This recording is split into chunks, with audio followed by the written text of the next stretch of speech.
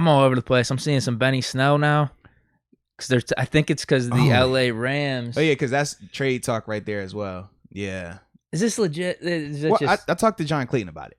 And he actually said it could be a thing. He said it could, but he doesn't think it's going to happen because from what he's heard, everybody in LA with their organization says they want to try the running back by committee approach first through training camp. And then if that's not what they think it should be, then they're looking to make moves. And that's why Benny Snell came up, because they all feel that Benny Snell, even though he's a good player, people are looking at him as the odd man out, saying that they're thinking it's Najee, McFarland, and people have been saying Balaj and Jalen Samuels. They've been talking either. I promise you, that's what they've been saying. So those are the four we keep? No, we're not keeping four, but they're saying either Kalen Balaj or Jalen Samuel, because you're not going to be able to trade those guys like that, whereas Benny has trade value. That's what he was saying. Why wouldn't we keep Snell then? No, hear me out. Najee, come to the sideline real quick. Benny, you going there on first down. No. You will lose your mind, man. No, hear me out. Hear me out. Why wouldn't we keep Snell if he does have that trade value? If that's what the Rams' approach is going to be, where they're doing running back by committee, he would still have trade value then. Okay. And we could trade him in the middle of the season. I'm missing it.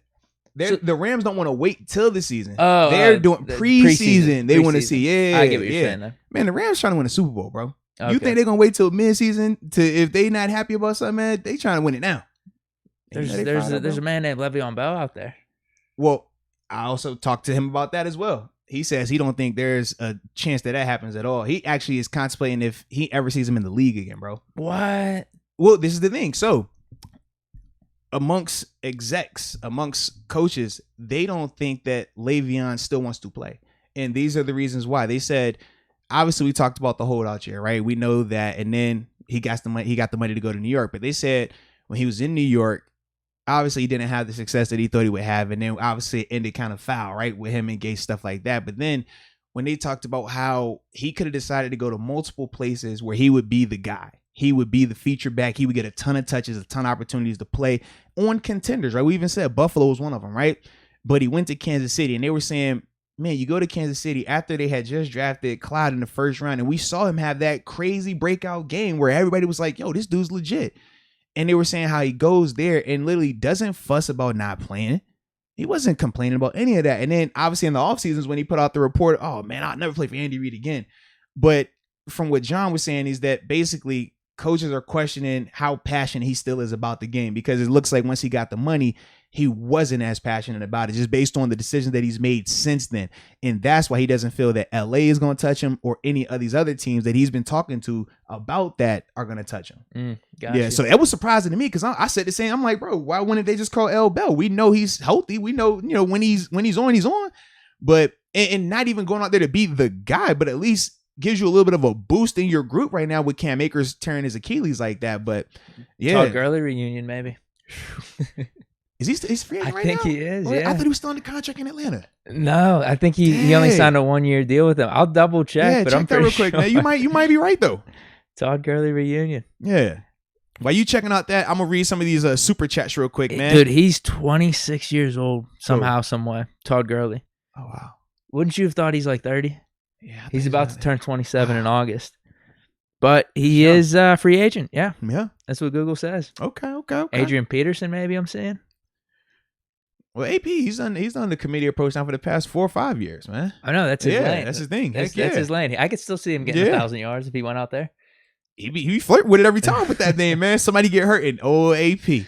That boy just be out here just old faithful. I'm gonna make it. I'll be all right. What do you think of Snell though? Because you said you were liking how he was looking. I like him a lot, man. I'm just saying, is that worth really giving him up for maybe a 5th or 6th round pick? I don't know just what to have him as the backup. I'd rather have that. Value would be. I think keeping him would be great, just because we know with running backs, anything can happen with the running back. Anything. So I would rather have a little bit more of a higher end piece in Benny Snell compared to McFarland, who we know is a great athlete and he plays fast, but right now we haven't seen that produce productivity, and we haven't seen him look under control just yet. Now that could change, right?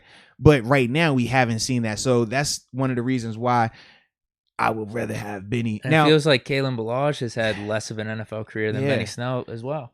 Now, if Kalen impressed to that extent, then we have a different conversation, but we haven't seen that just yet. And it's hard to just strictly evaluate him in minicamp when he's in shirts and shorts. Now, we do got some fire content coming up because, training camp is starting.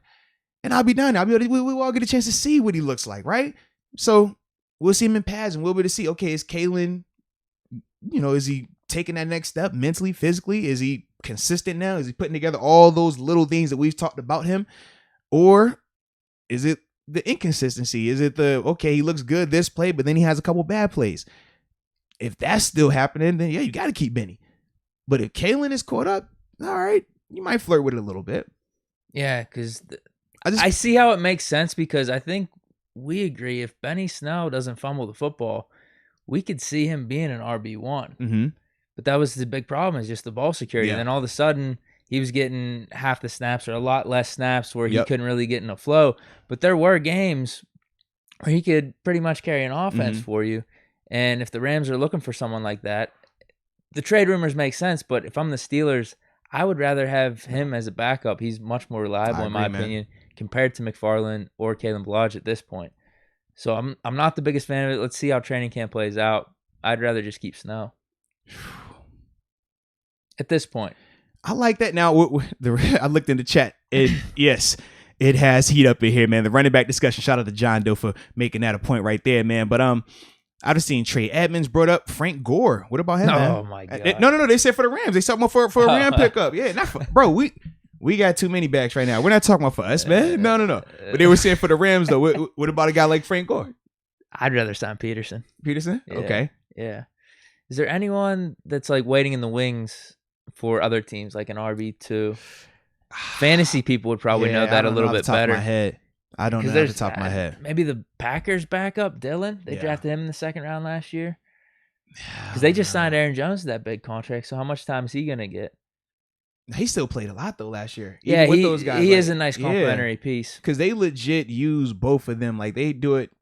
Like, it's not 60-40. It's more 70-30. But Dylan still saw a good amount of time last year, man. Yeah. Peterson makes sense to me. Peterson probably makes the most sense. Okay. I don't know who they have as their backups then. I'd have to look, man. Because Cam was supposed to be that guy for them. Yeah. That was their problem before that draft. Is they just have a running back by committee. You kind of want that guy. So that kind of sucks.